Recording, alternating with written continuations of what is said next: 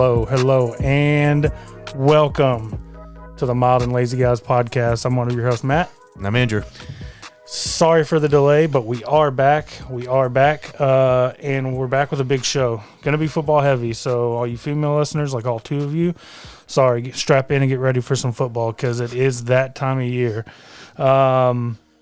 Got a good show for you today. We've got some news desk items to cover. We've got a great Mount Rushmore. We're going to cover our favorite or our ideal game day spreads. So food on game day. Yeah, that's why it's so good. What are you eating? It's just food. Pick your poison, of course. Didn't watch a movie. That's on me. I watched a movie. Matt had a month to watch a movie and didn't watch a movie. So we're going to talk some Big Brother. So we'll let you know if you want to get up and go get a snack or whatever while we do that. But that's what we're going to do. And then we're going to get into football. We're going to give our divisional winners for both conferences. We are going to give our playoff and Super Bowl predictions. We're going to talk Cowboys, of course, because we are a game in. I think we need to revisit our schedule, our predictions for the Cowboys and give another record.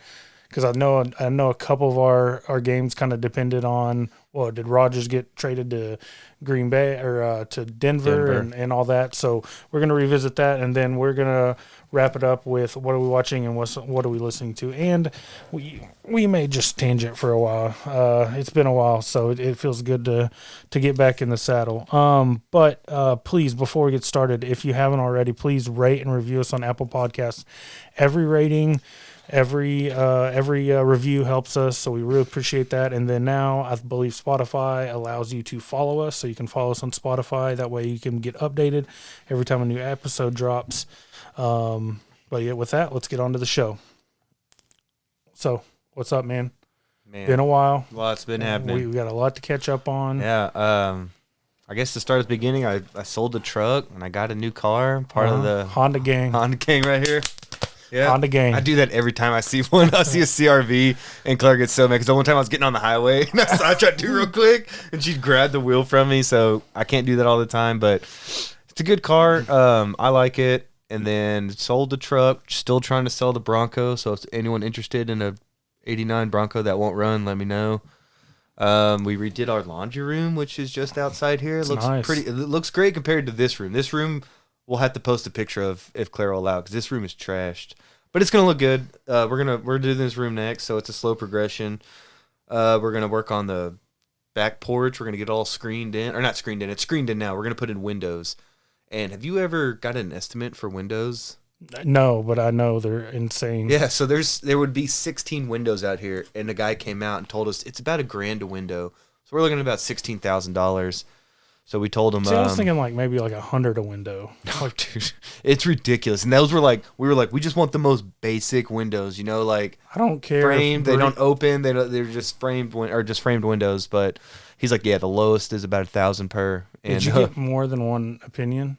No. So you need to go shop around. Okay, but we asked my dad because my grandmother just had her house. She has 9 windows. And she was going to get nice ones, and they told her it was going to be about $30,000. But that was ridiculous. And then they got another estimate, and it was closer to $750 a window. So it was $7,000 or something crazy. So, dude, they're just expensive.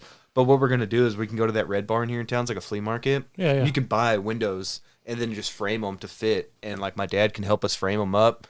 So we'll buy windows for $5 and then put them up, and we'll save thousands of dollars. So working around the house, we're down to a couple names we like for the baby. Yeah, tell me. You haven't told me yet. I think we're going to go with Matt.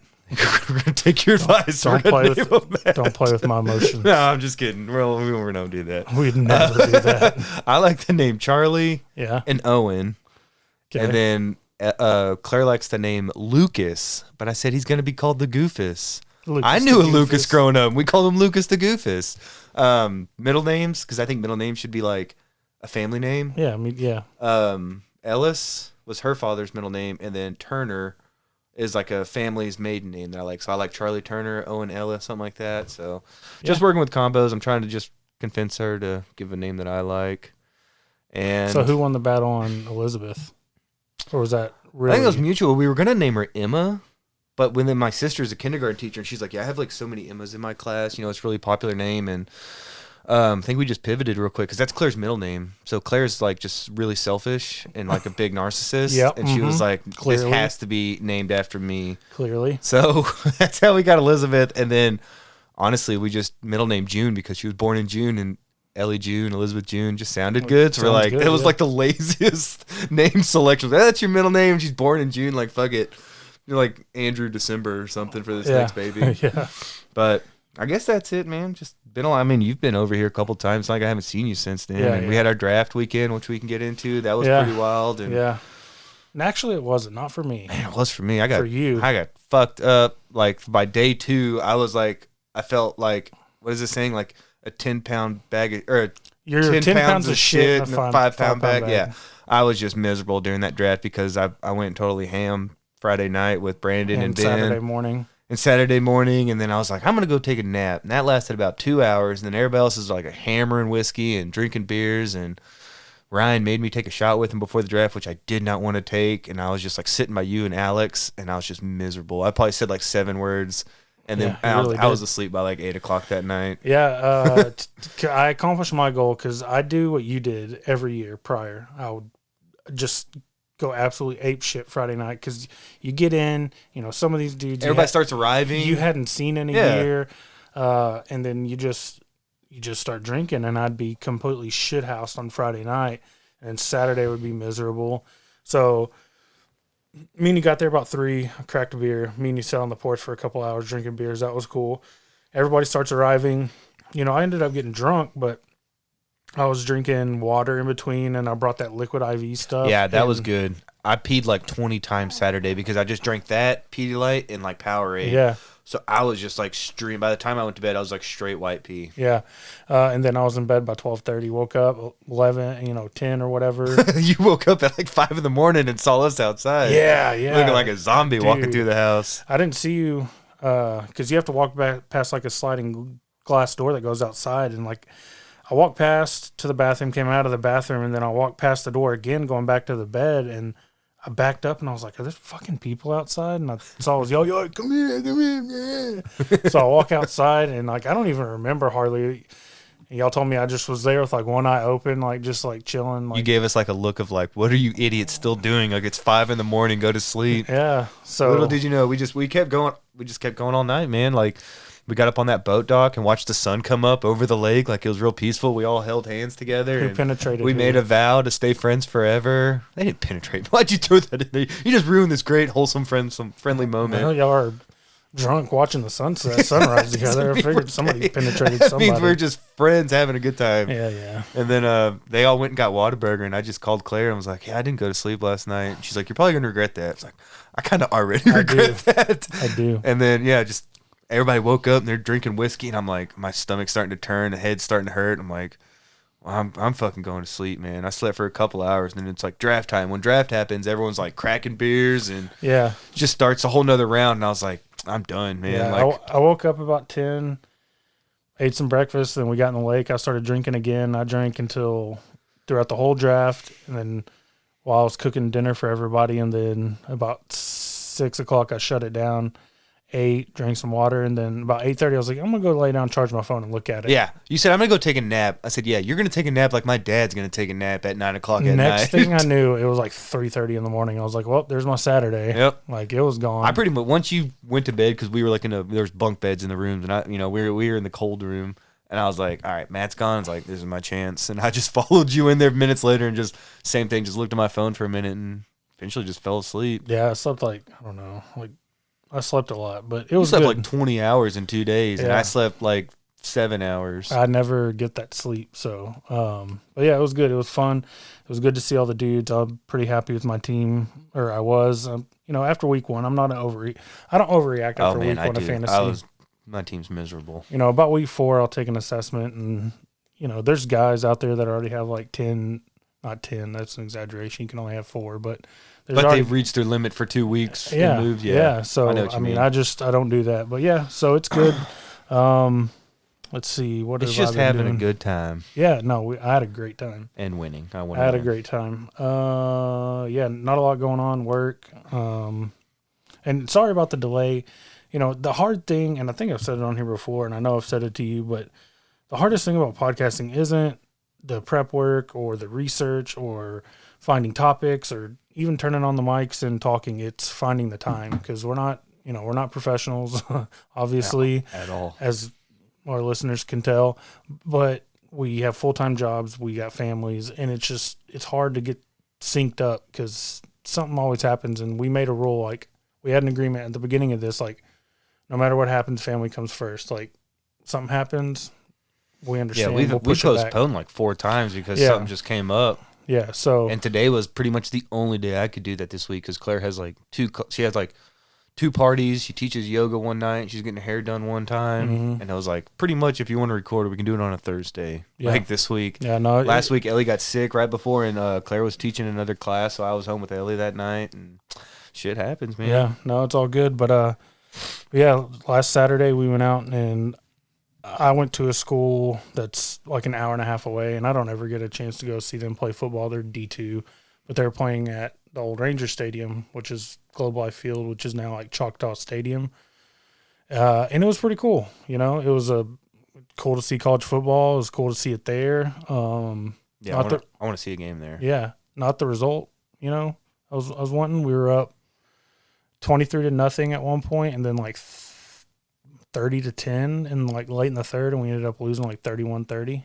I think Falcons fans feel that pain. Yeah, and we do too, just on a way smaller scale. Yeah, right. But, I was doing some research on the roster for A&M Commerce, and the starting quarterback was a transfer from Louisiana Lafayette, so that's D1 talent. And then I kept looking, I was like, there's D1 talent all over this roster, so it was actually, the level of play was actually really good.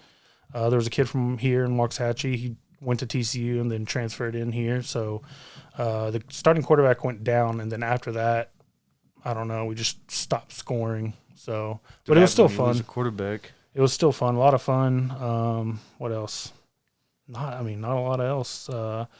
Landry's started kindergarten, and it's been a rough transition. You know, they do a color system for like the behavior. You know, like green, yellow, orange, red is like sliding down the scale. And most of the time he's on green, but here like he's had a couple orange and yellow days, so just been dealing with that. And it's just, I think it's all just a transition for him, just new environment, new kids. Yeah. And they have like 3 or 4 I gotta try it easy here, like special needs kids in their class, and the most thing he gets in trouble for is like laughing at them.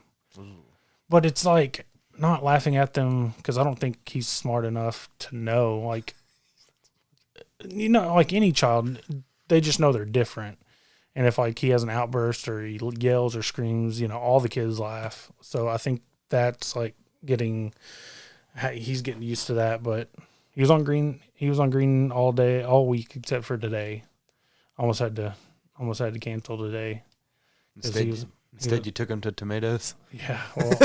Well, she was like, I didn't thaw anything out for dinner. Yeah. And you got to record, so let's just run right around the corner and we get something to eat. I've had that place like twice in the last week because we watched the game together last Thursday, got a couple pizzas, and then Tuesday, Claire and I went back with Ellie, and they got a pizza, and I got some nachos. So good. That's what's good about that place. So anyone who doesn't know, it's like a Mexican restaurant and an Italian restaurant in one, and they actually do like both foods well.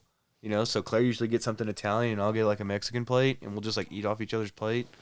Yeah, and when you sit down, they'll give you bread, like Italian roll, like bread, and chips and salsa. Yeah, they'll say, "Do you want this or that?" And we go, "We would like both, please." Yeah, that's what we did. You know why they do that, right? Mexican and Italian? Nope. Because both those foods are super cheap to make from the restaurant side. Genius, Dan. Think about it. Mexican, rice, beans, cheap. Tortillas, cheap. Ground beef, you know, you could probably use across both menus. But that's why they do that. And then tomatoes, like a common ingredient in both. Mm-hmm. Yep. So, yeah, we had that tonight. It never disappoints. I had a pizza, got some left over. So I didn't come over hungry.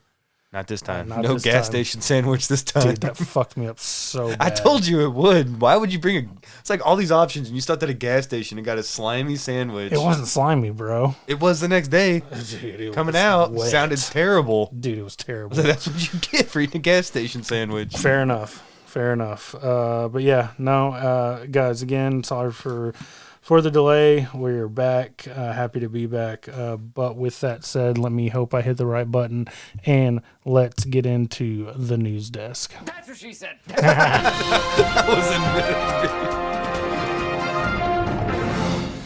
And with the first story, the headline reads, husband, wife, and alcohol involved in 3-vehicle crash.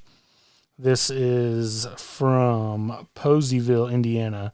Indiana State Police say a drunk husband crashed his car into a tractor trailer not far from his house. When his allegedly drunk wife went to pick him up, she crashed her car into his wrecked vehicle that was still on the road. It happened around 8:24 p.m. on Monday. Indiana State Police and Posey County Sheriff's Office responded to a 3-vehicle crash on County Road 165, approximately half mile north of I-64.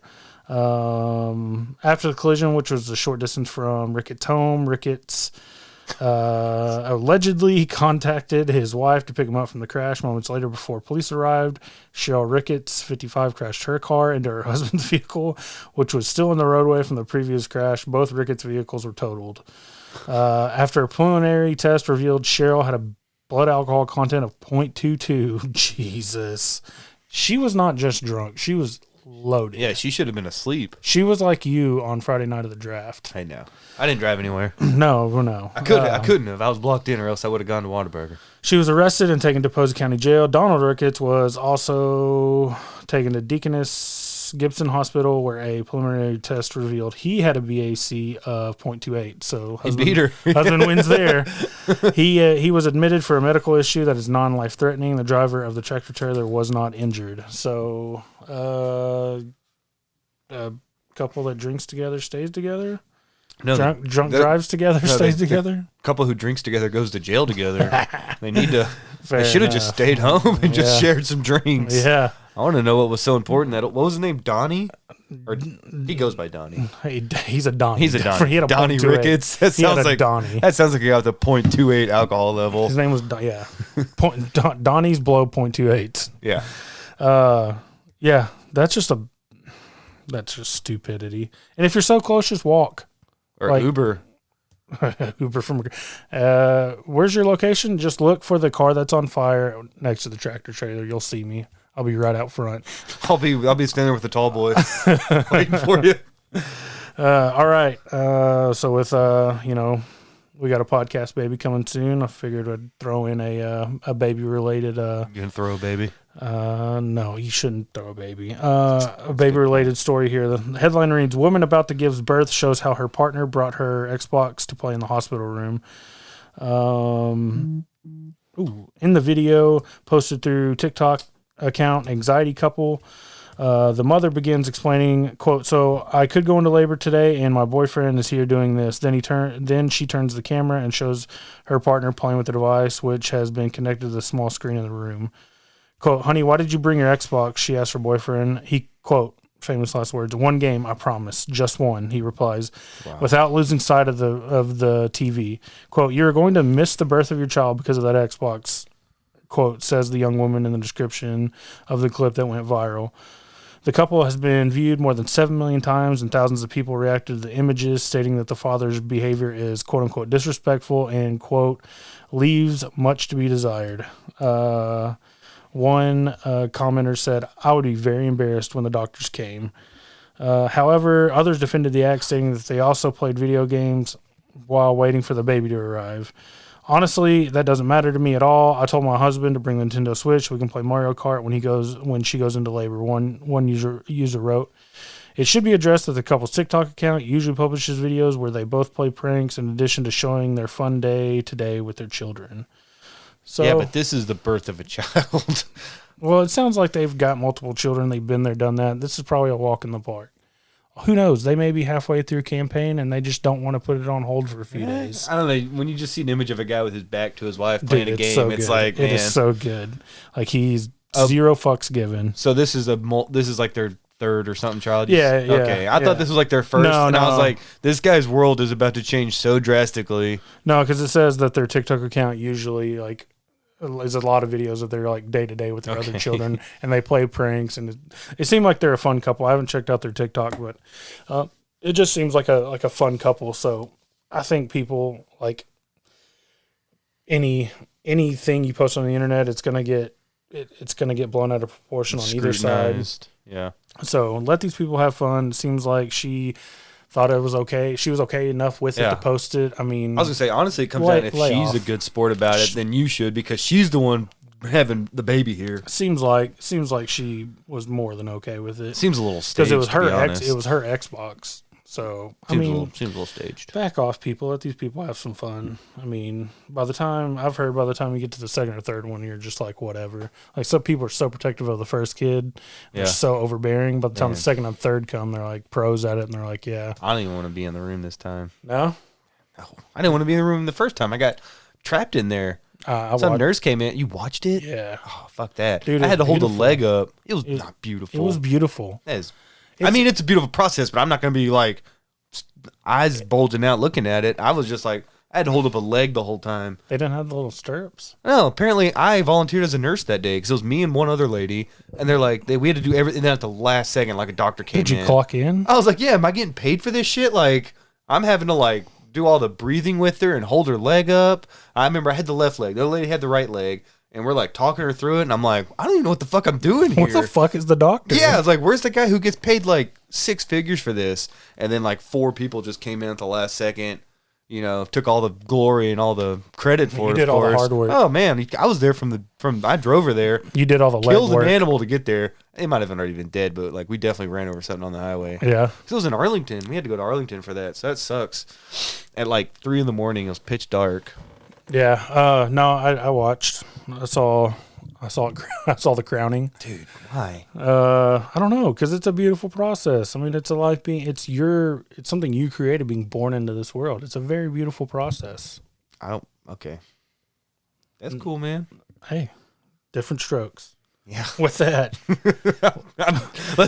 now that we've talked about crowning, how are we going to transition? Moving on from crowning, let's talk about nachos. let's talk about our game day spread. Let's get into our Mount Rushmore. Great segue. And as I mentioned in the opening, our Mount Rushmore this week is our Mount Rushmore of game day food. What's on your game day spread?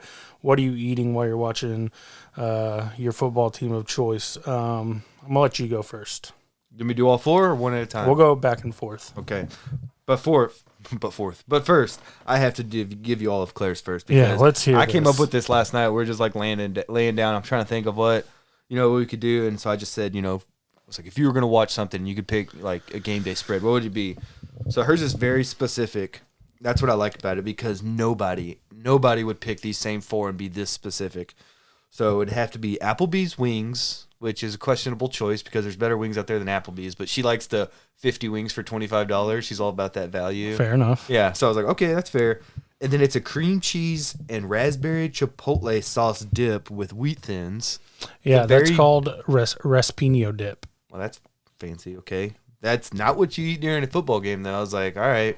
So Tim Gunn's coming over to watch this game with us. Tim Gunn. It would be elote, which is like, how was it, this Mexican corn? Yeah, it's basically like Mexican corn. Which is delicious. With hot sauce and crema and cheese. They put mayonnaise in there, and mayonnaise, too. Yeah, whatever, yeah. And like some crumble cheese. It's amazing. But I was like, I've never had that at a football game, nor have I ever had the dip you just mentioned.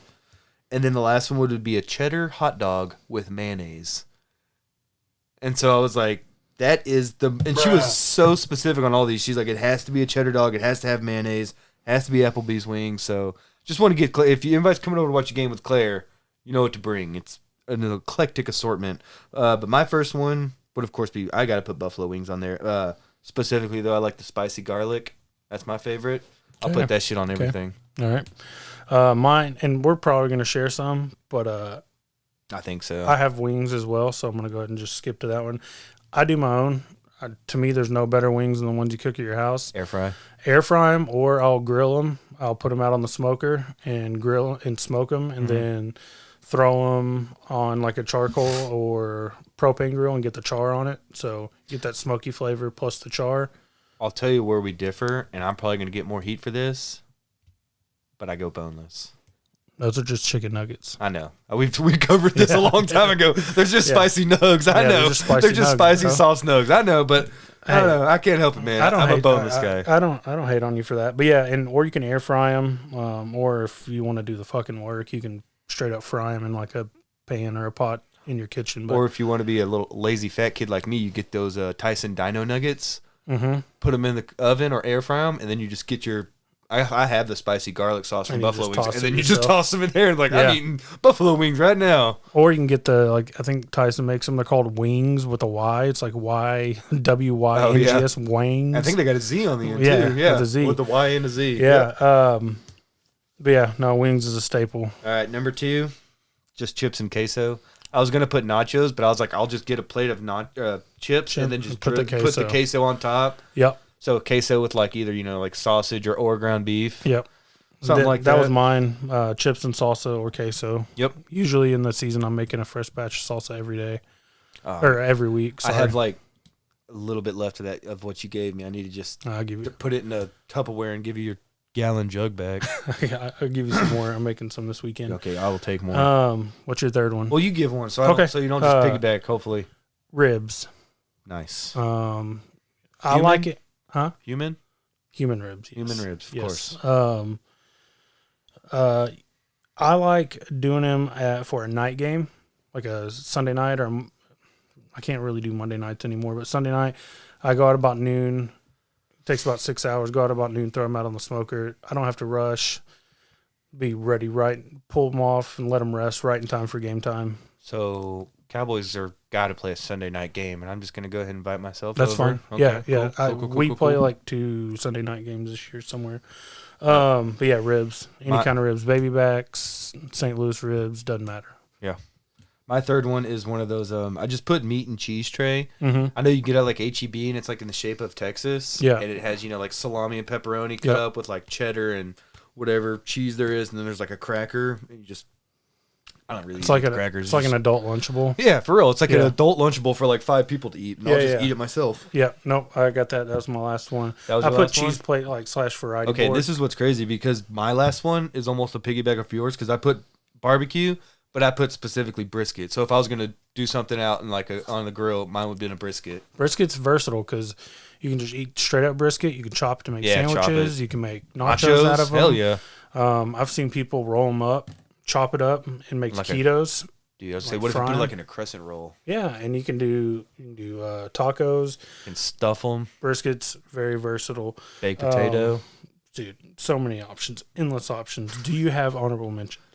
Oh shit, no, I don't. Okay, I've got some. Pizza. Jinx. Look at that. Pizza. Sliders or hot dogs. I feel like burgers are just maybe a huge burger is just too much, but if you get a couple little sliders and hot dogs or brats, cheddar brats. Yeah, that's a good one. I would have put brats. I would have put pizza and brats for sure. And this last one kind of teams up with the cheese plate and the variety board, olives and pickles. Oh, goddamn. Don't get me started on olives and pickles. So what my dad would do for a spread when I was growing up is he'd make a plate and he'd have cheese slices, crackers, olives, pickles, cucumbers, some kind of ranch dip or something. And he'd make that big old spread on a plate, and that's what we would eat while we were waiting. Was chips and salsa, and that's what we were eating on while we were waiting on whatever the main course was. So, olives, pickles, cheese, whatever meat, kind of like that charcuterie board. Fancy bastard that Lauren made us last time. That was very fancy. Yep. Very classic touch at the Edwards house. Yep, that's all my wife. We'd be eating pizza and Cheez-Its out of a box or some shit. Oh, I'd be eating pizza rolls over here. Yeah. If I know, for a fact, I'm not getting any tonight with Claire, I'll just bust out a big old jar of garlic stuffed olives and just go to town. Yeah, pickles and olives. Yeah. Because she hates the smell of it. So if it's I know there's a 0% chance, I'm just sitting there eating olives and pickles all night. Yep. Don't matter to me. Totally content. Yeah, I'm good. I'm just gonna eat these tonight. Yep. This is my mouthgasm going on. All right, so. That was our Mount Rushmore for game day, our game day spreads. Did you have the bonus Mount Rushmore? No, we said we weren't going to do it. I can do it. I can go on top of my head. Yeah, okay. Let's go. Fuck it. Let's do it. It's your top college programs. Okay. But specifically, more for me is when I was growing up. Yeah, in childhood. Yeah, because you got all these teams. So I'll just bust out mine real quick. My number one would probably be Florida State. Mm-hmm. I was a big Florida State fan. I had my Chris Winkie jersey. Started with Dion all the way up until, Jameis, past that, but now they suck, man. They lost to Jacksonville State. On a last-second Hail Mary touchdown. So it's that's how bad that team's fallen. But when they had Bowden, man, they were one of the top, programs. From probably like 87 to 2000 or so, they were even past 2000, probably like mid-thousands. And then they won one with Jimbo Fisher not even 10 years ago. Yeah, with Jameis. But since then, yeah. My second one, I was also a big Nebraska fan for some reason. Because when you're growing up, you just bandwagon, and Nebraska and Florida State were both really good in the 90s and early 2000s with Coach Osborne. I remember Eric Crouch. Mm-hmm. I remember thinking he was like the most versatile quarterback I've ever seen. I was like, that guy's gonna be, the next Steve DeBurr or something. Like he's gonna be something, man. Notre Dame. I was a big Notre Dame fan. I used to watch Rudy all the time, get a good cry in, and probably Texas. That was like my local team, Texas, and then honorable mentions would be Miami, Florida. Fuck Ohio. They just had like some of the best teams I've ever seen growing up, like just nothing but first round talent. So they were probably like the best team. And they were bad boys. They were the bad boys, yeah. They really were. And then my last one, I was always not a big fan of, but always really liked and appreciated Virginia Tech with Beamer. What's his name? Frank Beamer, yeah. Frank Beamer is like all around Michael good teams because he was like more about special teams and defense, but then they could recruit guys like Michael Vick to just like tear it up on offense. So I was always appreciated and really liked watching Virginia Tech, and watched them last week beat number 10 North Carolina, and that was really fun. I mean, they manhandled them, so that was really fun. I remember texting you just saying like whenever teams like Virginia Tech are on top or like in the mix, I just think college football is better. I think there's a couple programs out there that when they are good, it's better for college football. Yeah, like USC, Texas. Dude, Nebraska. Come on. Okay, Nebraska. Nebraska was a powerhouse. When Michigan is good, it's good for college football. It is. Fuck Harbaugh. But you're right. You're right. So, but when they're good, when USC is good, when Texas is good, it's good for college football. It is. But it's also good to see these unfamiliar teams. Like, sure. Like growing up, who would have thought Clemson would be a powerhouse? Alabama wasn't even until Saban got there. Wasn't in the even 90s and the early 2000s. Yeah, no one went to Alabama or Clemson. They had their heyday in the 80s. Yeah.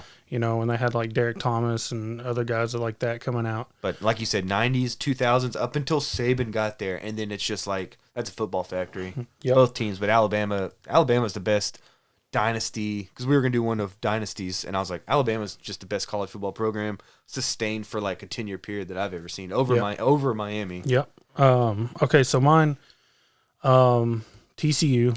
It was my first college game that I ever went to. LaDainian Tomlinson I was a huge fan of LaDainian Tomlinson, so that really started my love affair. Florida State. We did a project in 5th grade where we had to like write a book about our life and like our future life. And I was going to go play football at Florida State. I was going to win 3 Heisman trophies. You're very modest. 2 Doak Walker awards and lead them to national championships. But yeah, Florida State, TCU, what's another one? Oregon. And it started back with even before like Joey Harrington, like Akili Smith. He was a big quarterback prospect that came out of there, and I forgot about Joey Harrington, man. Yeah, he was in a Times Square on a billboard and everything. Yeah. Did he win the Heisman that year? I want to say. I think he did. I want to say.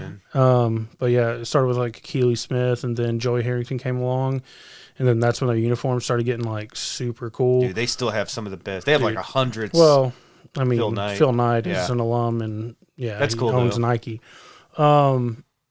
TCU, Florida State, Oregon, Iowa State for Seneca Wallace.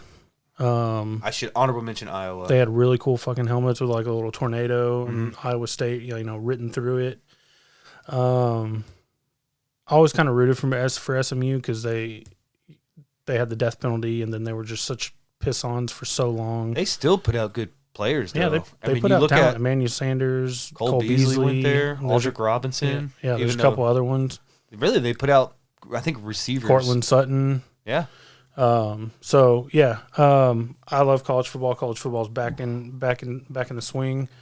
I got my last one. What? Just because we're talking about programs putting out good talent, that kind of goes unrecognized. Boise State with their blue field. Oh yeah. I always like that. I like their blue field, and when they beat Oklahoma with that Statue of Liberty play, that was so cool. And then old boy went over there and proposed to his girlfriend. Yeah, they're running back. They probably got still together. Good for him. That was like the high point of his life, dude. Yeah, good for him. Yeah. Okay, so that was our Mount Rushmore segment with a little bonus there. Let's move on to pick your poison, and you're sliding it over to me like you want me to pick. That's exactly what I slid it over there for. I'll pick a movie next time, and then Matt will have to watch it.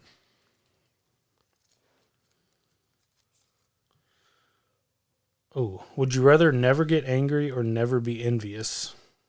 This one's hard because I don't really get envious or angry. Dude, I get angry and envious all the time. Okay, which one would you rather never be?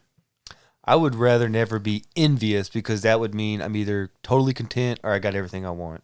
I can still get angry. If I watch the Cowboy game and they miss a field goal, I'm going to be pissed off about that. Zerline made me mad like 3 times last week. I think I would never want to get angry. I mean, I'm the epitome of mild and lazy. I just don't get, there's only a couple of things that will make me upset. Like, don't mess with my family, don't mess with my money. Like, other than that, like, I'm good. Like, I don't care.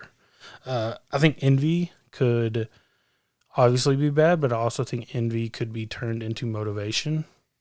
So if you're envious of something, you could use that as your fuel to work harder to obtain whatever you're envious about, or change your ways to try to become or obtain whatever you're envious about or jealous of. So I think I'll just get envious and then it'll make me angry, to be honest.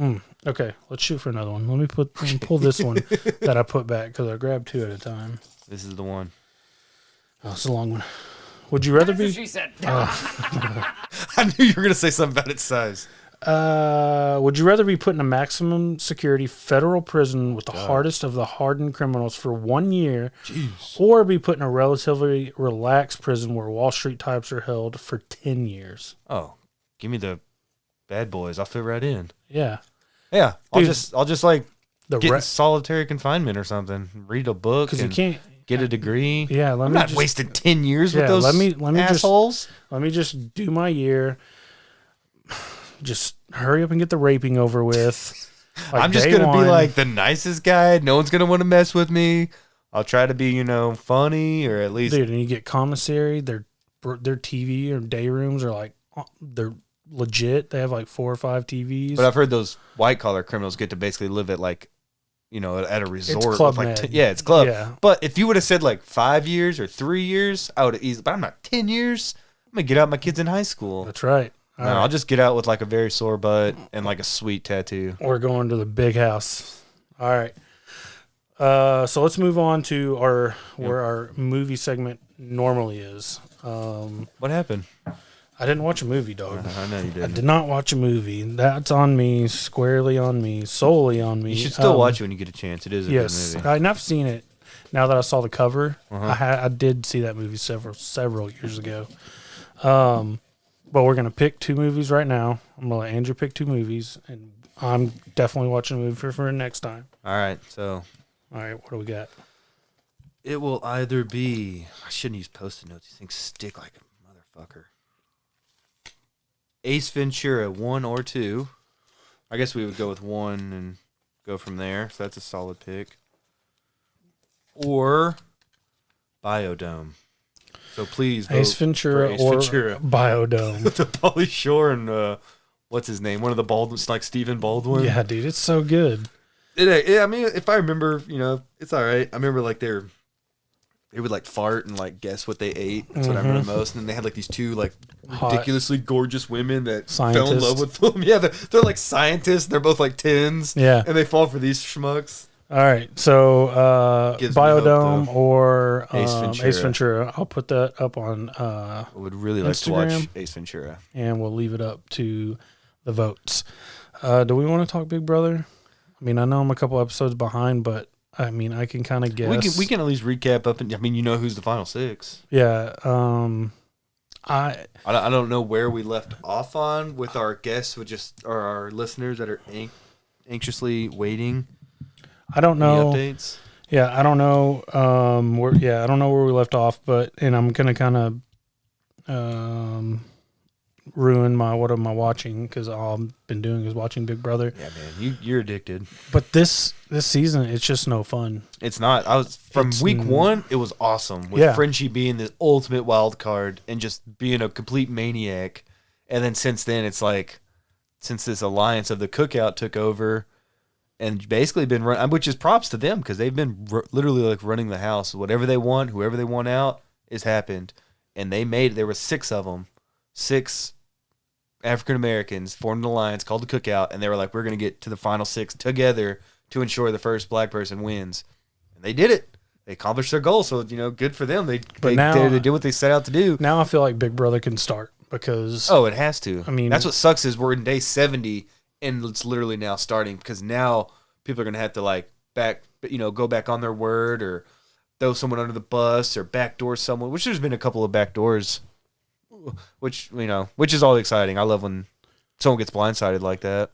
Yeah, but you're right. It starts now. It's just compared to other seasons, and I know they're fresh in my mind and not so much yours, but it's boring. It's boring up until this point, knowing that they're going to steamroll and and I just don't know how nobody noticed. I think they did. They just didn't want to say anything because they're looking around. They're like, none of y'all been up on the block. When y'all have power, you don't put it, anyone else up other than like us, people who aren't. Do you think that was part of the? Do you think they considered that aspect when they formed it? Like, hey, we can do this, and it's not like they're going to call us out on it because if they when they finally did, and I think they said it to Derek, and Derek acted all shocked. He's like, "Really? I didn't even notice that." And that was the best reaction he could do. But I think people just didn't want to be like so looking around, being like, "So there's only one white person left in this house," or it's only black people. I don't think anybody wanted to say anything, but it was obvious. Now, but then again, 4 of the best players all season have been in this alliance. The only people who pissed me off are Derek and Azah, because they've done nothing. And they've just been carried this whole way. That's why I told Claire I don't have a problem with the Cookout, because kudos to them for setting a goal and carrying it out. But people like Christian, Derek X, Claire never had a chance. And guys like Derek F and Azah could at least get second place and make $50,000. And neither of them have won anything. I think Derek F will get carried to the final 2, because whoever, damn it, he's so bad. Because whoever carries him there, they can win. Unanimous. It'll be unanimous decision. Yeah. Because did you hear him too? He's like, I got second place again for the second week in a row. It's like, people might start thinking I'm a comp beast. No, it's like, dude, Derek, you got last place in every other comp. Nobody thinks that. Yeah, it's like, I just can't stand him. Azah, I like. She's a very sweet person. She'll at least joke around like, I haven't even won anything. She knows she's not very good at comps, but socially she is. Whereas Derek really thinks like he's like this. He compared himself to Derek L. Levasseur from 16 that we both know is one of the greatest players of all time. He won Big Brother without going up on the block. Yeah, and I think he went up against Cody in the final 2, and Cody ended up winning. Oh, shit. I know he won 22 last year. So he went up against a fellow champion in the future and still beat him. So it's like, no. Can I tell you, before I forget, because you brought up Cody's name, I just finished up 18 with his brother, Paulie. Yeah, Paulie's a douchebag. What a difference in the two dudes. Cody's cool. It's surprising that they share DNA. Yeah. I didn't like him at all.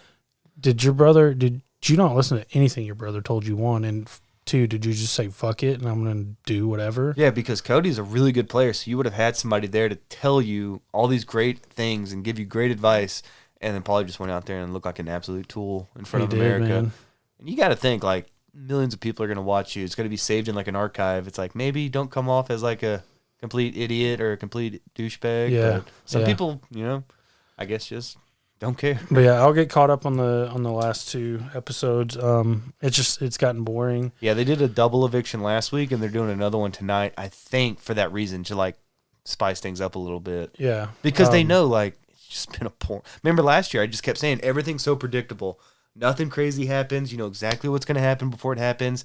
And their whole motto for Big Brother is expect the unexpected. In the last 2 years, everything you expect to happen is exactly what happens. Yeah, so it's just been very disheartening to watch. Well, when now what I mean, it's nothing but blindsides, and lying and cheating. Whereas this couple years, it's just been. I was going to get your opinion because I've finished 18. I'm on 19 now, which Paul got second place. Paul with the beard. Yeah, Paul the Armenian. Mm-hmm, he got second place, and then now he's in 19. What did you think of his gameplay?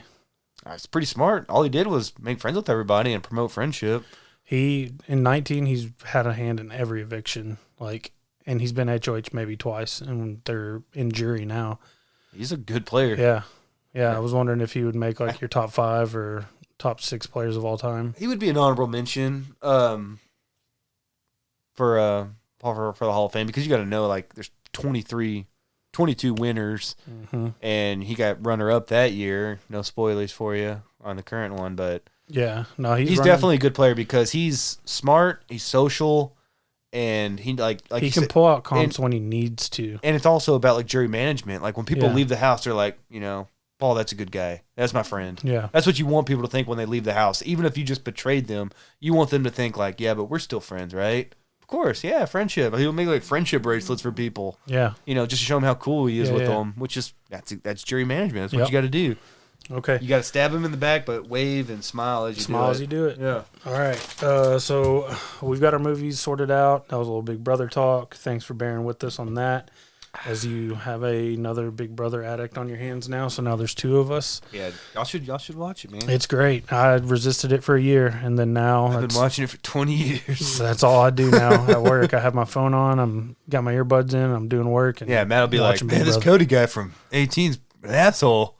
Dude, I can't believe he got voted. Got America's favorite house guest. Dude, that guy, he's a Terminator. He's either got bodies in the walls of his house, or he was a Marine. I think he might have got all the killing out. Or he's got fucking Asperger's, because he had no social game. Julie would ask him a question, and he'd be like, I can't process my feelings, and he's not blinking. He's so I tell you, Terminator. Dude. But then he got Jessica, who was a big old hottie on that season. Yeah, and now they're a babe. She's a babe too. She's a big babe. Okay. And now they're married. They went on Amazing Race. They won the $1 million race there. It's Cody's living the dream. Good for Cody. And he when he won that, we were all so shocked because I actually liked him just because that's exactly who he is. He didn't go in there and try to fake it with anybody. He knew he was an asshole. He knew he wasn't going to make friends with anybody. He just wanted to railroad and win it. But you can't do that, Big Brother. You really can't. But that's who he is. So he didn't change. That's what I'm saying. He kept it real. He knew he was an asshole. He just remained an asshole, even though it ended up costing him $500,000. Some people think I'm just going to come in and I'm just going to be a comp beast, and we know that's not. All that does is put a target on you. You have to be like this social butterfly. You have to lose comps on purpose sometimes just so you don't get that target. And he was the exact opposite. He's I'm just going to come in here and, I'm going to destroy everyone. And that's not Big Brother. No.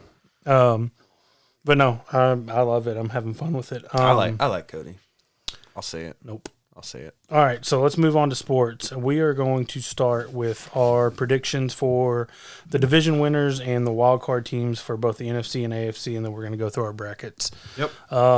Let's start with the NFC, and let's go with the NFC North. North, I have Green Bay winning it with an 11-6 record. Okay, I've got Green Bay as well. I was hesitant. After that first week, it's hard to pick Green Bay, but I don't know where Aaron Rodgers' head is at. Dude, he's mentally checked out. He does not. I've never seen a person look less interested to play football. Have you seen the great memes though? Since his press conference, where he just looks like he aged 20 years, and he's there's so many great memes out there. On the left, and then Tom Brady on the right. He was like, "Would you believe that the guy on the right is 7 years older than the guy on the left?" And Aaron Rodgers looks like fucking Frank Gallagher. He looks fucking like shit. He looks like he just got out of detox, but he was still kind of using in there. Yeah. I've got Green Bay as well. I couldn't pick. I'm not even gonna talk about Detroit. I couldn't pick Chicago. Yeah, Chicago to me, if Fields works out, it would. Yeah, you're right. Give him a few years because I don't think he's gonna carry a team in his year one, but next year. But they have weapons. They've got Allen Robinson. They've got Montgomery. They've got Tariq Cohen. And if I use the top 10 pick on a quarterback, he's playing. Fuck it. He's playing. And I got a buddy from work who is actually from Chicago. So he always asks me, I'm like, y'all have a guy coming out of college who a lot of people thought could have been the number one pick slide to you at 10, which, he didn't really because y'all had to trade up. But I was like, man, y'all could trade Nick Foles and get a draft pick. You could even trade Dalton and get a draft pick. And then just because if you lose this year because he gets hurt, you're going to lose anyways. I was like, I would trade both those quarterbacks, try to get a couple picks back, and then just roll with Fields. Dude, you got nothing to lose. You got Khalil Mack on the defense. They've got talent. They can't waste these other talented players. No. Yeah. I don't know what's going on with Matt Nagy picking Dalton. It was almost like that thing, like before the draft, they signed Dalton. It was like, yeah, we're going to roll with Dalton. And then you weren't expecting Fields. I bet and it's by like week 4, it's Fields. Yeah. And I think that'll give the boost to the team because it's like, hey, we're going to go in this new direction. We got a youth movement going. And if I'm Allen Robinson or, David Montgomery, I'd be all for it. Like, yeah, let's get the new guy in. I saw a route chart for Allen Robinson. He didn't run a route past 9 yards. Wow. Me either, but that's not good. But you're Allen Robinson. But I was on the couch Sunday. If you run an 8-yard route, that's pretty impressive. I only ran like an 8-yard slant. So. Yeah. But I took that bitch to the house. I got Green Bay winning the North. I should say, too, I have them as my 4th seed. I'm going to go ahead and... I've got my 4th. So that's our 4th seed. NFC South. South, I got Tampa Bay, unfortunately, being my number 1 seed with a 13-4 record. I've got Tampa Bay as well as my 1 seed.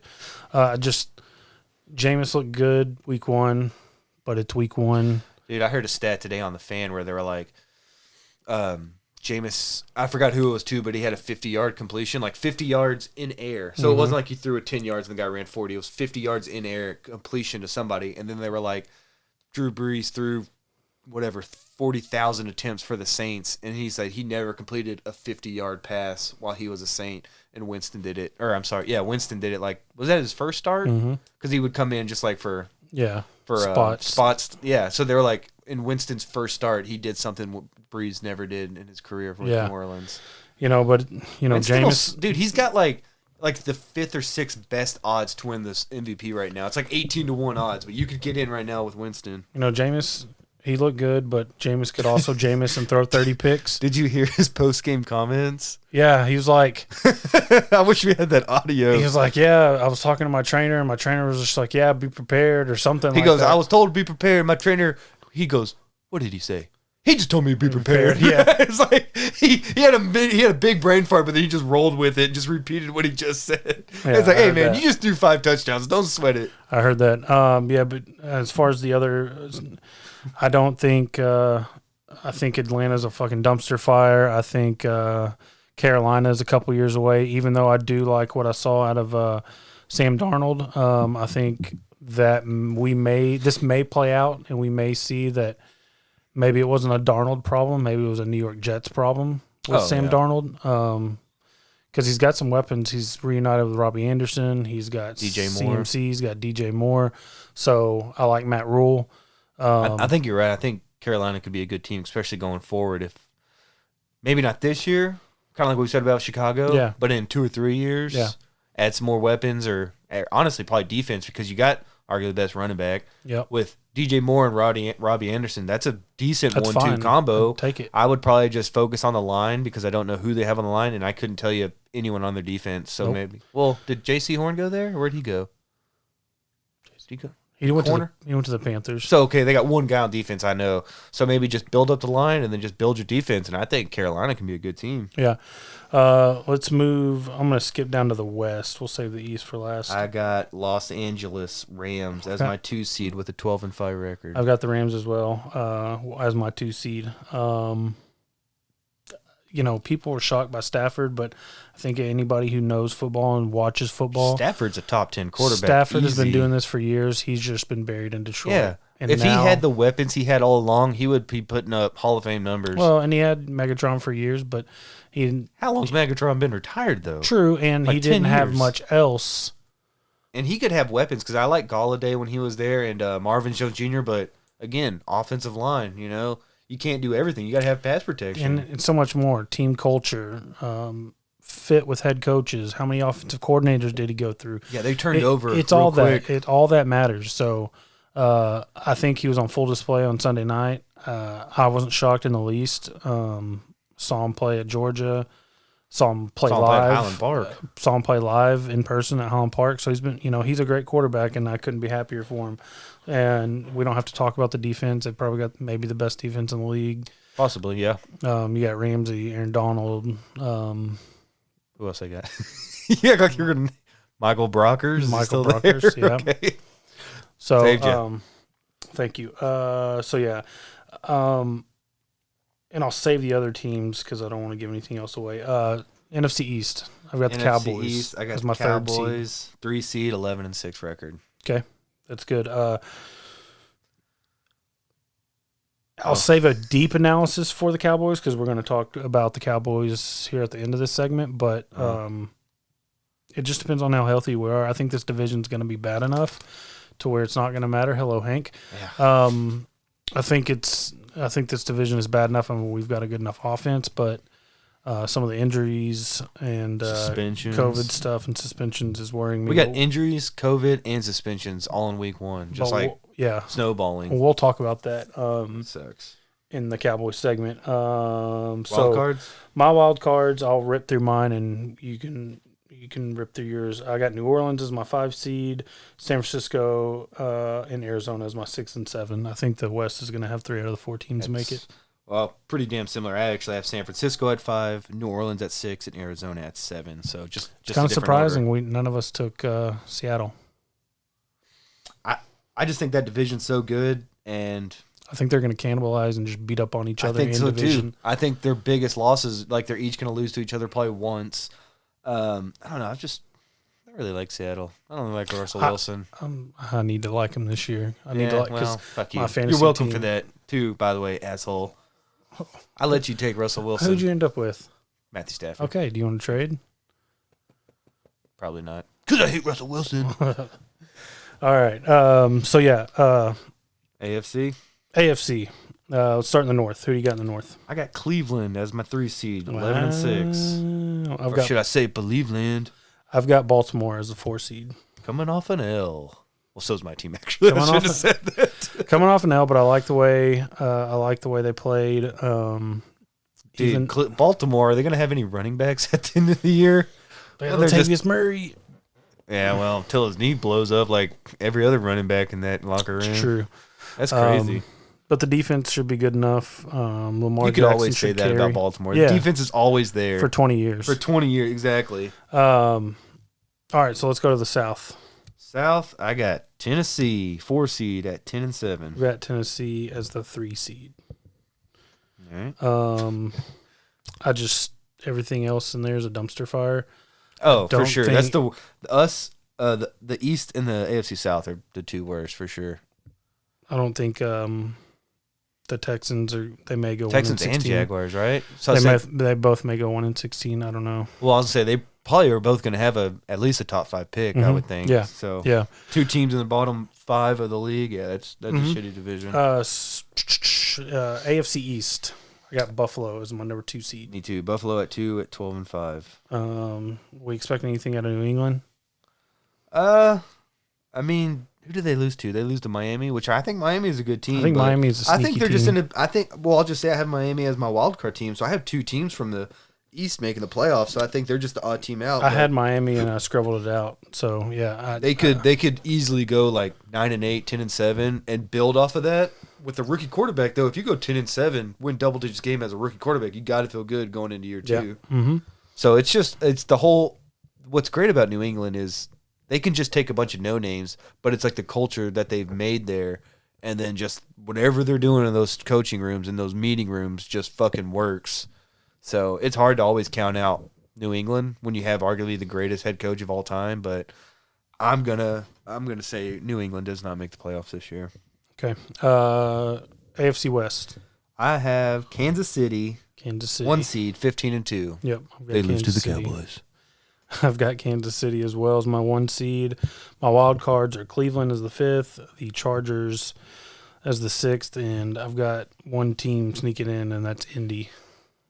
I'm buying in. Carson Wentz, baby. Wentz making it to the playoffs. Wentz, baby.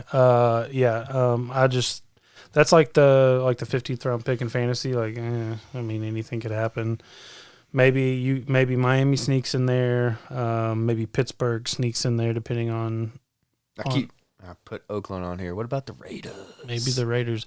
I've always loved the Raiders, too. Maybe it's because of Chris Berman calling them the Raiders. And then you got that history with Al Davis being like the coolest owner ever. Then you got his son looking like a fucking burn victim. Yeah. How does that happen? How does Al Davis, one of the coolest guys ever, what's his name, Mark Davis, who has like a $4 haircut. He cuts his own hair. He flies in a barber. What the He flies in a personal barber from around the world, wherever he is. Does he just put a bowl on his head? And yeah, that's the best part. Is they're like, yeah, he has a personal stylist or barber that'll fly in. He needs to get his money back because that barber's probably like, this fucking guy is going to pay me another $1,000 to come get this haircut. Jesus. Well, my wild cards, I got 5 Baltimore, 6 Miami, and 7 the Las Vegas Raiders. But I still wrote down Oakland. Yeah, I do it too. That breaks my heart, man. They should have never lost Oakland. Nope. They should have never left Oakland. That's like arguably, if not the best fan base, the second best, only Buffalo. And you just took them to a vacation destination where they're not going to have diehard fans. It's just like people who just come in for the weekend and watch. I don't know, man. I think the Golden Knights have done a good job of cultivating a because they didn't steal a team. That's true, but do you don't think the Golden Knights fans are going to? The city and good people of Oakland, California deserve better, Matt. Talk to the city. They're going to lose. I did. A's they won't call me back. They're going to lose the A's. They blocked my number. They don't want to build a stadium. They are. I think they are going to lose the A's, and then Golden State played in Oakland, and they went across the bay to San Francisco. They had 3 of like the iconic teams. Because I think Oakland with the swinging A's from the '70s, and then what they've sustained really for the last 25 years, are a premier franchise playing Moneyball for 20 years and actually being relevant. All right, so let's get into these brackets. All right, first round. We got KC. We each have KC and Tampa Bay with a bye. Mm-hmm. So that would leave Buffalo versus Vegas. I have Buffalo over that. I have Cleveland over Miami, so Cleveland advances, and I have Tennessee over Baltimore. So in that bracket, I have Kansas City versus Baltimore, which would be a great round 2 matchup, and Cleveland versus Tennessee. From there, I have Kansas City beating Buffalo and Cleveland beating Tennessee to set up the AFC Championship of Kansas City and Cleveland, and I have Kansas City advancing. Now you want to give your AFC? I'll give my AFC. Again, KFC. Damn it. Matt even ate before he came over here. KC with the 1 seed, which leaves with Buffalo and Indianapolis as the 2-7. I've got Buffalo winning that. And then I've got Tennessee versus the Chargers. I've got Tennessee winning that, and then Baltimore and Cleveland. I've got Cleveland winning that. So that sets up Kansas City, Cleveland, and then Tennessee, Buffalo. I've got Kansas City beating Cleveland, and then Buffalo beating Tennessee, and Kansas City taking it and being the AFC representative. All right, moving on to the NFC. Yep. Again, Tampa Bay has the bye, so it's LA, Arizona. I have LA in that matchup. Dallas, New Orleans. Dallas advances. Green Bay, San Francisco. San Francisco advances. Then it's Tampa Bay, LA. I got LA Rams winning that game. Fuck Tom Brady. Okay. Dallas versus San Francisco. Sadly, I have to pick with my head, not my heart. San Francisco advances. So that sets up an LA San Francisco championship game. And I have LA Rams advancing to the Super Bowl against Kansas City. Okay. Tampa Bay is the 1 seed. I've got the LA Rams versus the Arizona Cardinals. I've got the Rams taking that one. I've got Dallas versus San Francisco just because of the way my seeding lined up. And I've got Dallas taking that one. Green Bay over New Orleans in the 4-5. That takes us to the divisional round. I've got Tampa Bay over Green Bay, and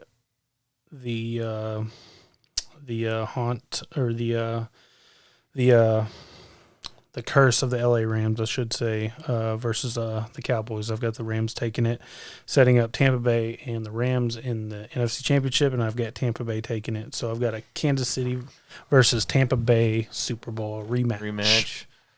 Well, I had Kansas City over LA, like you said, but the rematch would be interesting because to me what killed it was that offensive line. Yeah. Like when you could see that, 31-9, and, props to everybody on Tampa Bay, but to me it was Kansas City underperforming, and I think what they retooled their offensive line. I know they draft 2 and signed 1. I mean, they completely redid that line. It's like 3 out of the 5 guys are all new. Yeah. And you give them 17 weeks in a regular season plus 2 playoff games, and they probably played 1 preseason game together. So what was that, 20 games to kind of get their rhythm, get everything back together. So I have Kansas City winning the Super Bowl over Los Angeles. And I have Tom Brady. I have Tom Brady getting his 8th ring and beating Kansas City again. All right, moving forward. And you can tell Andrew isn't happy with that pick. So moving on. You got anything for this week? Just a quick. Oh, we're probably gonna go over that. Never mind. So let's talk about the Cowboys. Right. We are coming off of a 30-29? 31-29. 31-29. Lost to the defending Greg Zuerlein. Yeah, defending champs. Usually I'm not a big moral victory guy, but I think there were some promising things that came out of that game. Oh, yeah, you played. And you got to remember, Tampa Bay returned every starter. So that's a Super 22. Bowl winning team that brought back everybody. And we're playing with a quarterback that hasn't played in nearly a year, right tackle that hadn't played in a year, left tackle hadn't played in almost a year. You know what I mean? Like, so our guys, hadn't had that mesh together, and dude, we hung with them. I told you it felt like a playoff game from the beginning all the way to the end. And I don't want to hear about the referees. You go into any locker room and hear any post-game speech, you're not going to find one coach in the NFL that's going to say, well, the refs got us. And if you watch any football, you'll realize there's always missed calls on both sides. There's a blown call on either. You know what I mean? It's just the fact that it was late, just like last year when we played the Rams. Yeah. And there was that late call, but there was probably calls on both sides that could have, gone either way. And it's that way every game across the league. And from high school to college to pros, there's always going to be calls where you're like, oh, they didn't call that one. Or they called that one and that was a bad call. It's like, you can't be perfect. You can't leave 7 points on the field. A lot of people killed the call, the option call on Zeke on the goal line. But I went back and watched the game again, and if Blake Jarwin just gets a quarter of a block, not even a full block, if he just gets a little piece of his man, Zeke walks in. What did Zeke have? One guy to miss? Yeah. Yeah, well, $16 million. Think you can make a guy miss. Okay, we can talk about that, but what do you have? 11 carries for 33 yards? But that was never going to be the game script. That was never going to be the plan. Are you going to run into the teeth of that defense? If I'm paying $16 million, I'm going to try. No, you don't. No, I know what you mean. Each team had over 50 pass attempts. It was a shootout. I mean, we weren't. But that's not how you got one man to miss. But if Blake Jarwin would have got a block, he would have no man to miss. He would have walked in the end zone. That was my point. Blake Jarwin was like an undrafted free agent, and he was a fourth overall pick. Doesn't matter. Do your job. Get a block. Zeke, do your job. Make a man miss. Get a block. It's a dude. Well, they both did a poor job, is what we're trying to say. Yeah. One guy missed a block. One guy couldn't make a guy miss. Get a block. Hey, you know who did everything though? Fucking Dak and Amari Cooper. Amari Cooper getting shunned all off season, getting no love. Comes out there with like 13 catches, 2 touchdowns. What do you have? Like almost 190 yards, like something ridiculous. Yeah, 2 touchdowns. I think that was like a big fuck you to everybody who says I'm not good enough. I don't understand the Amari Cooper hate nationally. I've always loved Cooper. When we got him, I was thrilled because we were going to use a first-round pick on a wide receiver. I don't remember who came out that year. Maybe we can go back and look, but nobody was as good as Amari Cooper coming out of that draft. And when we got him, he was like 24. Mm-hmm. Some guys come out of college and they're already 22. He was 24 with like 4 years experience. Yeah, and it's like in my opinion, he's always been at least a borderline top 10 wide receiver. It's like I would give up a number 1 pick today again to do it all over again if all I had was, because you got to remember who we had. That was after we got rid of Dez. I think we had Cole Beasley. What was that? Hurts. What was his name? That ended up Allen Hurts. Allen Hurts and like some other scrub. It's like our best receiver was Allen Hurts, who bent his leg the wrong way, and Cole Beasley. So it's like, make that pick. And then since he came here, he's been just nothing but a professional. And then again, just a top 10 wide receiver. Yeah, I was super impressed with Dak. I mean, I didn't expect anything. I'm not shocked just because of the person that Dak is. Oh, he's a great dude. On and off the field, the way he prepares. And the shoulder thing never really worried me. I never thought that I just think they just didn't want to They don't want to risk it. Yeah. And people were acting like, "Oh, you think he needs surgery?" And I'm like, "No, I think he's just they're gonna play it safe." What they did is they had to protect Dak from himself. Because if you watch Hard Knocks, Dak he wanted to get out there. He was pissed. Yeah. He was pissed about missing reps. He wants every rep. He wants every opportunity. And I think they were just sometimes you have to protect the player from. I think McCarthy said something. You have to protect him from himself because he wants to just go and play hard. Yeah. And you have to tell him, like, no, we got 17, hopefully more than that, games coming up. So, it's like just rest your arm. And he got out there and he showed you why you paid him. Yeah. Could have had him for $28 million a couple years ago, but and then even 32, and people were like, "You can't pay a quarterback that much." It's like, okay, well now it's going to be 40. TJ Watt just got $28 million. Yeah, so now defensive end's getting what we could have paid a quarterback. So yeah, hello Hank again. Yeah. You got the sneezes. Oh my God, that's adorable. Let me get that audio. No, you done? All right, that was adorable, Hank. But yeah, no, it was. I was really, I'm not a big moral victories guy, but there was a lot to be excited about. But here we are in week 2. We've got Randy. It's been a rough week too. We haven't even played yet. We've got Randy Gregory in COVID protocol. If he can't get 2 negative tests by Sunday, we're missing him. DeMarcus Lawrence broke his 5th metatarsal yesterday. He's out. They say 4 to 6, but it's likely 6 to 8. It's the same metatarsal he broke his rookie year, and he missed 8 weeks then. Is that one of those injuries I think I've heard where it's like once it happens, it could happen again? Very easily, especially if he tries to come back on that 4 to 6 timeline. It's very possible he just re-breaks it. I wish I knew now. We've done research, but like, do you know when our bye week is? Because if the bye week's anywhere near that, and we could give them like that extra week of rest, or say we're playing like just. I don't know who's on the schedule that you would feel comfortable resting your best player on, but if the bye week's like week 6 or 7, I would say, dude, just sit out one more week. Take that bye week and come back even stronger. So let me see when the bye week is. Looking it up. Let me see. Hank week 7. Again. Week 7 is the bye. That actually works out well. So it's like make it through 6 weeks. If he can rest that 7th week and come back strong week 8, and we still have fucking 9 games after that. So it's never good to get an injury like that, but if you have to do it in week 1, you know what I mean? Or like do it in spring training, and so you can still come back in the season. So, but that's your best, hands down, best defensive player and captain. I mean, people might give him shit because he doesn't get sacks, but if you see him set that edge, if you see him stop that run, if you see him hype up everybody on the sidelines, if you know football, I think he was graded by Pro Football Focus as like the 2nd best edge rusher in the for week 1. If you know football and you know what to look for, you realize how important he is to that defense and to this team. He's absolutely, because to me the D end position is not all about sacks. You hit it on the head. Can you set the edge? Can you force the play the other way? You can't go to his side of the ball because his motor never stops. He's always in pursuit. Yeah, he never gives up, dude. He's just a force. He's usually getting double teamed because we do not have a threat. Outside of this year, it's to be determined what Randy Gregory's going to do. God, I hope he gets those negative tests. If not, we have no edge rush, which I like Dorrance Armstrong because I was going to ask you, so who's going to be on the outside if Gregory and I read reports today that Micah Parsons was working with the edge rushers. That could be cool. I think they're just going to line him up wherever this week. Fucking D-Ware's coming in. So you have DeMarcus Ware breaking his foot. You have DeMarcus Lawrence. What did I say, DeMarcus Ware? Yeah, I was just saying that name. DeMarcus Lawrence with the broken foot. You've got Randy Gregory out with COVID protocol. Lyle Collins is suspended 5. We got the news that Lyle Collins was suspended 5 games. With that, was he refusing COVID test or drug test? Drug test. So here's the deal on that. I've heard he got tested He got tested 180 times. Yeah, that's what I heard. Over a 10-month period. And when I told Claire that, she was like, "I was unbelievable." I was like, "Once you get in that program, though, that was like they targeted." But how did that fly under the radar? 180 tested. I never knew he even entered the program. I thought he.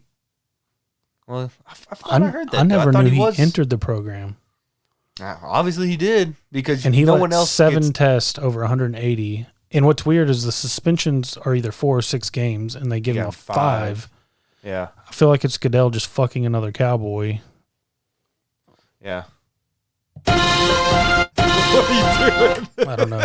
I hit the wrong button. I'm out of practice. I'm out of practice. News story: Dale fucks a cowboy. And then Gallup, was that a muscle strain? No, he's calf strain. Calf strain. He's out 3 weeks, 3 to 4 weeks. Which, if we're gonna take an injury, I think we could take an injury to the wide receiver core, but because it still leaves you Lamb, Cooper.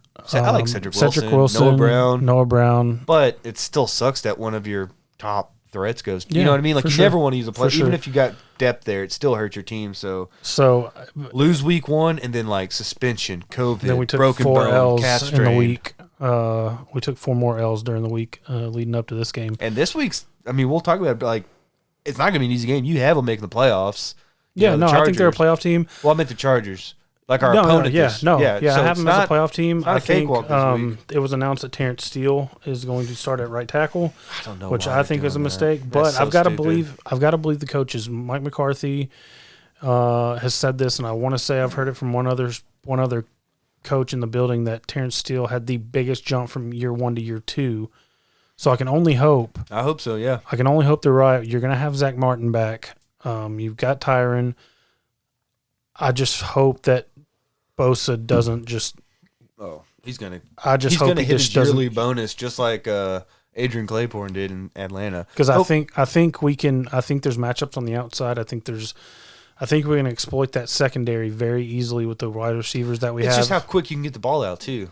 And I think Dak's improved on that. Yeah, that's how Tom Brady lives now. He's got that quick release. Well, and let me say this, going back to the Tampa Bay game, I was so impressed with Kellen Moore and the game plan that he put together and the offense that he designed for that game. Because if you noticed early on, and I thought it was just to get Dak back in the rhythm, to get his feet wet, to get his legs back under him. But the more I thought about it, he knew his O-line was at a disadvantage.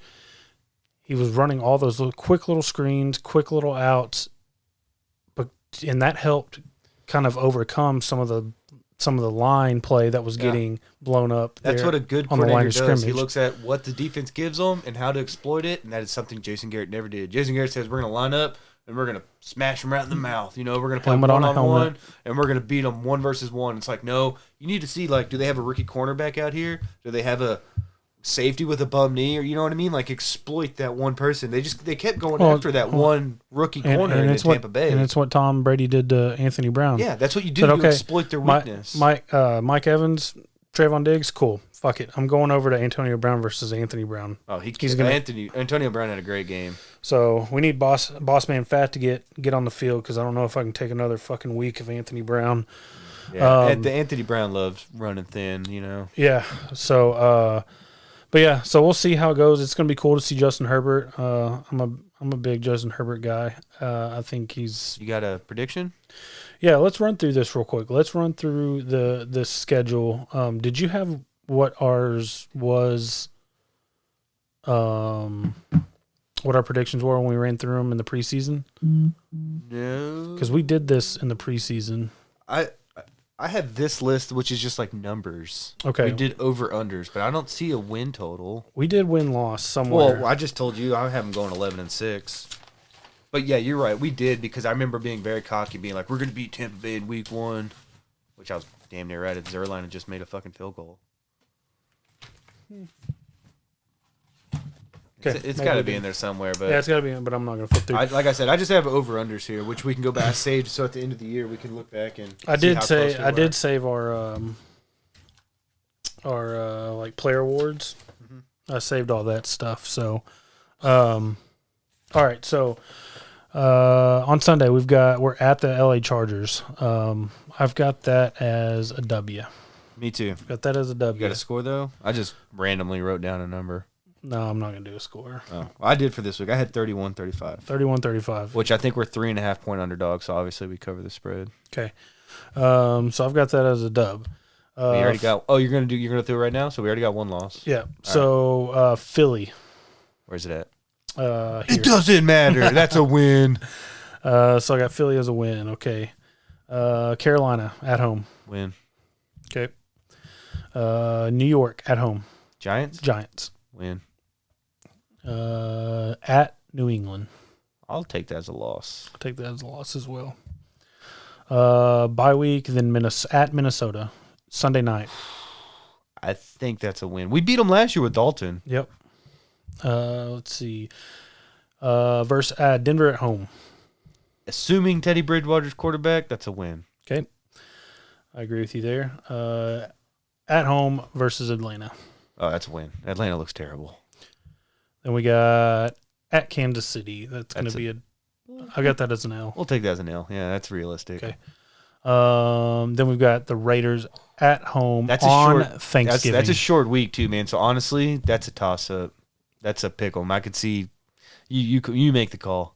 I'm gonna make it now because I have give a loss. I have Raiders making the playoffs, and that's a short week for us. Then we're at New Orleans Sunday night. That's a tough Thursday night. Excuse me. That's a tough 3-game stretch. I'll say we pull out the win there. Okay. So we break the losing streak. Okay. Then we're at the football team. I'll take that as a loss. I think we're gonna go 1-1. We're at the Giants. That's a win. At home against the football team. That's a win. Yeah. So we take 1-1. All right. Then we got the Cardinals at home. Oof. That's an L. Then we finish up at Philly. Fuck Philly. That's a win. So I've got 11-6. 11-6. There it is. So I'll keep this right here so we can refer back to it. But yeah, I mean, I'm excited. I like some things that I saw. And just a little update that right before we started recording, we were watching the Washington Giants game. Saquon, 100-yard touchdown. No. Damn it. Remember we saw that lineman go down? Yeah. Yeah, fractured his leg. Who was it? That lineman? I don't know. It was carted off. It wasn't that dude from UTEP, though. Was it the Hispanic dude? No, it was Nick Gates. Okay. I can't remember what his name is. Hernandez. Yeah. He's a fucking dog. Dude. That's who I want on my team. He's just he's like a Richard Incognito, but he's not so much of a bully and asshole. But he's like, not a racist. Yeah, he's not a racist piece of shit. But it's like that's who you want on your team. He is just going to be mean as hell to that other team. It's like give me 5 of those guys on each of my lines. Yep, I agree. I just tried to check. I saw Saquon had a fucking 41-yard run, but he currently has 39 rushing yards. What the fuck is that? Oh, I'm gonna turn the game on right now. Well, how about we finish up, then we'll watch the game. Turn it on. All right. So yeah, that's Cowboys. Look routine. Jesus Christ. But they got. You turn the fucking game on. Dude. You're going to watch a game while we record. Well, I just want to keep you updated. You know, you got to run it back on. I'll get an alert on my phone. We don't need that. It's 14-13 football team. Midway through the third. Yeah. Jesus, that scared the yeah, I was like, shit that came into our me. earphones like full static. Sound like we're making contact with aliens. Woo! All right. So yeah, that's it for Cowboys talk. You got anything else? Nope. Well, not on the Cowboys. Not on the Cowboys. Everything. Just what you watching and what was that? Was what next? Let's wrap it up. What are we watching? What are we listening to? All right. You asking me? Yeah, because I've been watching one thing and I've already covered it. Go ahead. I've written down a few. I'll just go over real quick. Watching. This was on. We watched it on Hulu. It's from the Vice Network. It's called The Devil You Know. It was a podcast, right? No, that's The Devil Within that I listened to. Yeah. But I'll say season 1 is about this guy from like North Carolina that's like this weird Satanist, like over the top, wanted to just scare everybody. He had a house. He went by Pazuzu, which is the name of the demon that possessed Linda Blair in Exorcist. So, and you just look at him. He had all the tattoos, the piercings. He wanted to do like horns. Like he just wanted to be like that freaky guy to scare people. And his house, I mean, it was just he lived in this little house in a neighborhood, but it was like. They would say it was just trash everywhere. People could literally just squat and take a shit in his house. Like nothing was off out of what am I trying to say? What am I trying to say here? You could do everything you wanted. Nothing was uncalled for. Nothing was off the table. Off the table, yeah. And then there's like these weird like there's like these spots in the backyard that look like, like they just recently been dug up, and turns out like he'd been killing people, and this went on for like 10 years, and then they finally like started investigating and realized like he was like a murderer, and he was literally just like partying, and he would get people to bury bodies in the back with him. So that one was decent, but then season 2 was about this basically like this Alex Jones wannabe female from Ohio by the name of Sherry Shriner. And she had like this cult following where she would just talk about like, she was very religious. She went to Liberty University, and it was all about like reptiles and the lizard Turning people. frogs gay. Yeah, like the New World Order, and she was just very religious. She said she was like one of the 12 daughters of God. Like God had 2 sons, Lucifer and Jesus, and then he had 12 daughters, and she was one of them. So she was like an earpiece for God, and everything she said was like straight from God. And it starts off with like this woman in Pennsylvania killing her boyfriend, but they said it was like a suicide, that he put the gun, he made her take the gun and put it to her head, and they pulled the trigger together. And so they were like, well, he was driven by this Sherry Shriner lady, like he'd been listening to her for so long, and it's just wild, dude. Like, it just takes off from there, and there's like another suicide that like Sherry's involved in, but it's like this lady was convinced that she was like an angel, and she was just not killing herself, but she was like going back to heaven as like a warrior. I mean, it was just like crazy fucking shit when you listen to it. So it's kind of like The Devil You Know is like how crazy people can live next door and influence you in a way. And I don't know, man. It was really good. I did a terrible job describing them both, but if you have Hulu or Vice Network, just check them out. Another thing was that Vacation Friends that was on Hulu with John Cena and Lil Rel. Yeah, how was that? It was. It's extremely enjoyable, dude. It was like one of my favorite movies I've seen all year. Like, it's just like a good buddy comedy movie. Yeah. That just, like I said, it was funny, but it was also like different, and it was just. It was so enjoyable. Like, I remember having to get up at one point, and there was only like 30 minutes left, and I was so bummed out because it's one of those movies you just wanted to keep going because every scene. There's never a part where you're like, let me just check my phone real quick, or I was just thrilled with it the whole time. Another thing on Hulu we've been watching is Wife Swap, and I forgot how incredibly crazy that show is and how amazing it is. Like when those families like clash, because they try to get the most 2 opposite families, like a conservative Christian family and an atheist family, and they just make them switch out and live their lives like that, and it's fantastic, dude. The drama is amazing. Yeah, we watched that show for a long time, and then I did what I shouldn't have done and Googled it, and just realized how scripted it was, and how a lot of it for me. Sorry, bro. A lot of the fights were fake and fabricated. And some of them seem pretty real. Yeah, some of them in the early seasons. But, yeah, but yeah, no, we watched that. You're telling me reality TV is scripted sometimes? It's fake, bro. We saw Candyman in theaters, and I said it was very good, but Tony Todd is still the best. I think they're going to make more. That's kind of just how they set it up. So cool. It's just one of those, like, I think it was the first time me and Claire had actually got to go see a movie since 2019, because we've been to a couple, since all this shit, but it was with Elizabeth. We saw a couple kids movies. And this one is a documentary on Netflix. It was called Count Me In. It was a documentary about basically drummers and drumming. So it had like all these really cool interviews from, everybody from like Chris Watts up until, the guy from Foo Fighters. I mean, just had like all these famous, and it was just talking about how they fell in love with drumming at an early age, and just shows like how anybody can, anybody with like a rhythm can do it. And if it's like a select few, It's out for me. Do what? I'm out. I have no rhythm. Dude, it makes me, it's like, want to be a drummer. I've always said if I could play any instrument, it would either be like the drums or the piano. Yeah, those are my 2 favorite. And I was like, I would love to get Ellie a drum set, but then I would immediately regret it. But for any musicians out there, Count Me In. It was just extremely good. You watching? Or want me to go straight to listening? I don't have anything. Okay, I'll keep rolling. I'll talk about as I said, we haven't recorded in so long, and I was just sitting down trying to recant everything. Not everything. I watch a lot of stuff. But listening, this one was called, these are both on Spotify. It's called The Devil Within.